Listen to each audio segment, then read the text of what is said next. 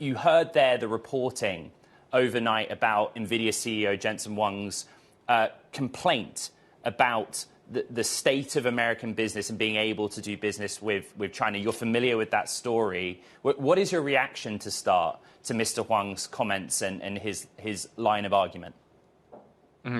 First, Ed, thank you for having me on the show. I'm a big fan, excited to finally be here. It may be useful to set some context about how we got here.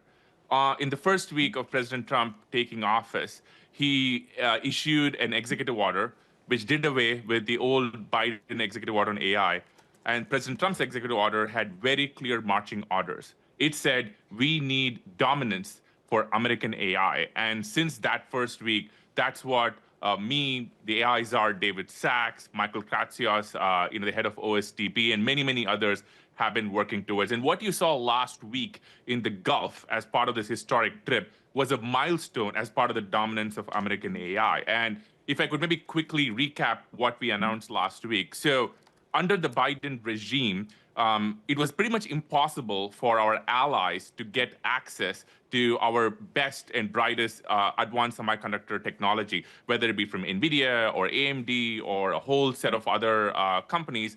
We basically divided the world into a set of GPU haves and a bunch of GPU have-nots, and essentially, really told our allies to go pound sand. And last week's trip, which was historic, changed all that. And these deals that we struck in the Middle East has three essential components, which are very, very important to understand. The first is they are America first in the sense that every one of these investments is going to have a matching investment in American data centers and American AI infrastructure right here in the United States. So, if there's a UAE or any of the countries are building data center capacity over there, as a part of this framework, we are going to get equal build out here in the United States. And I think that is a very, very critical piece of this in terms of how this deal is America first. Number two, these deals and these GPUs are predominantly going to be run by American hyperscalers and American cloud service providers and American companies.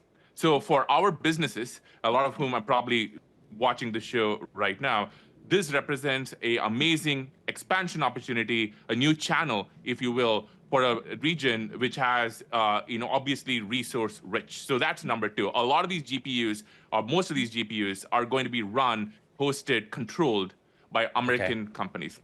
And the third part, and this is maybe the most important part, because I think Ian and you touched on it, is on security. So we took security incredibly seriously, and this agreement have two key security protections, which is about how do we stop the physical diversion of these GPUs to countries of concern, and two, how do we make sure there is no illegal or illicit remote access? So that's kind of the deal, and that's why it's historic. And the reason why this is important, and again, we are on a business show, this will make sense, is what does the history of Silicon Valley teach us? It teaches us that the companies which have the biggest ecosystem, the biggest network effect, they wind up winning. And America AI Inc. is no different. So with this piece of AI diplomacy, what we are doing is essentially locking in the American AI stack in the Middle East. And I think that's going to set us up for years and decades to come. Mr. Krishnan, what Jensen Huang is essentially calling for is to maximize, speed up diffusion. And his argument is predicated on the idea that there's a lot of activity in China. He has consistently said like more than 50% of the research or AI development is done there. What is your current thinking, and what will you advise the president on either ending limits to China's ability to buy US chips or adjusting the current rules? Look, we obviously have huge respect for Jensen. I was with him and several other founders and CEOs in the Middle East last week. When it comes to, I think it's important to make a distinction between advanced semiconductors being used inside China and everywhere else. When it comes to inside China, I do think there is still bipartisan and broad concern about what can happen to these GPUs when they're physically inside, because a lot of these are obviously dual use. They can be used for a broad range of applications, and we've tried to kind of thread the needle when it comes to export regulation. But one of the things to point out is I think Jensen is right on a couple of these items. The first is our previous export controls have failed from the Biden regime. So if those export controls had worked, we would not be looking at DeepSeek coming out the first week of President Trump's being in office, which basically kind of skirted around a lot of our export controls. So the Biden regime did not enforce his export controls correctly, and we are taking measures to stop that. But again, it is important to distinguish between GPUs inside China to the rest of the world. And when it comes to the rest of the world, we want American AI stack, starting from the GPUs to the models, to everything on top. We want our companies, a lot of them obviously, sitting very, very close to where you are now in Silicon Valley, to go diffuse around the world. And I think on that, Jensen and I and us are in violent agreement. You raise an interesting point that many technologists or just technology company founders in the Bay Area particularly make to me, which is, why even bother with the infrastructure build out in the Middle East? Why not retain the full stack and capacity here in America, both not just from a national security point of view, but just the market have all of the workload availability here on domestic soil? Mm-hmm. I'm happy you asked that because I saw this come up on X a couple of times. And here's what I would say. The first is, going back to the first thing I said, as a part of these deals, every bit of investment that goes into the Middle East, into infrastructure, is going to be matched in the United States. So if we have a lead, we're going to continue having that lead, and we're going full throttle on build, baby, build, as what maybe the president would say, in terms of making sure we have enough infrastructure and enough capacity.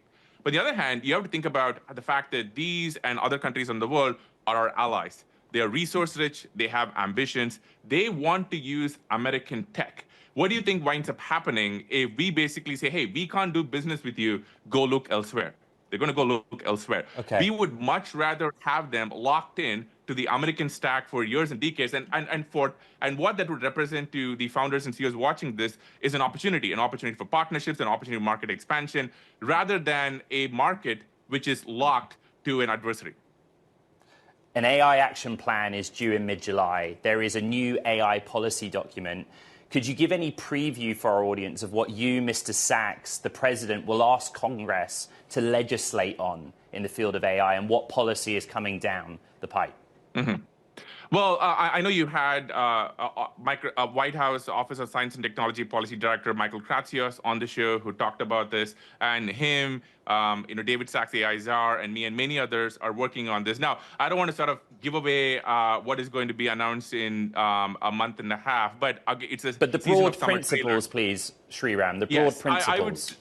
I would say a few things, right? And I think Michael talked about promote and protect. I think here's what we would say.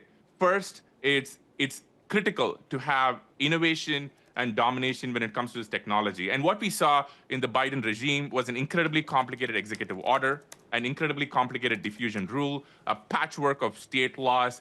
We need less of that. We need more of entrepreneurs like the ones who are on your show or watching now. We need them to go build, right? And that's what we need. And I think that's probably going to be a big theme. Second, build, baby, build. We need infrastructure. We need to make sure we get bureaucracy and red tape out of the way in making sure this infrastructure is built out as quickly as we can. And the third thing I would say is AI diplomacy, right? We need our allies with resources who want to work with us. We want them to pick the American stack and not be frustrated and wait for somebody else to go build a competing solution. So I think those would be three kind of mini previews of what's going to be in the AI action plan. Sriram, I think there's a lot of interest in your day-to-day work with the administration. There are a number of names from Silicon Valley, so to speak, you, David Sachs, but also Elon Musk. Has Elon been engaged with you and had a seat at the table specifically with the president's considerations around AI? I ask because yesterday I was at Dell Technologies World talking to them about the rapid build-out of Colossus and the XAI data center, and I wonder how much influence he has on your thinking and on the president's thinking. Well, look, I mean, Elon is a long-term friend of mine, of David Sachs, of the president, and he's obviously one of the greatest entrepreneurs of our era. And if he's hanging around the White House, we would be stupid to not seek out his advice. So he's definitely had useful input. But at the end of the day, I think this comes from the president himself. First or the second day in office, his executive order said, we need American AI dominance. And there's a lot of people, from Michael Kratsios, David Sachs, obviously the Secretary of Commerce, Howard Lutnick, who was instrumental in seeing these deals happen, many, many, many others who are all working towards this goal.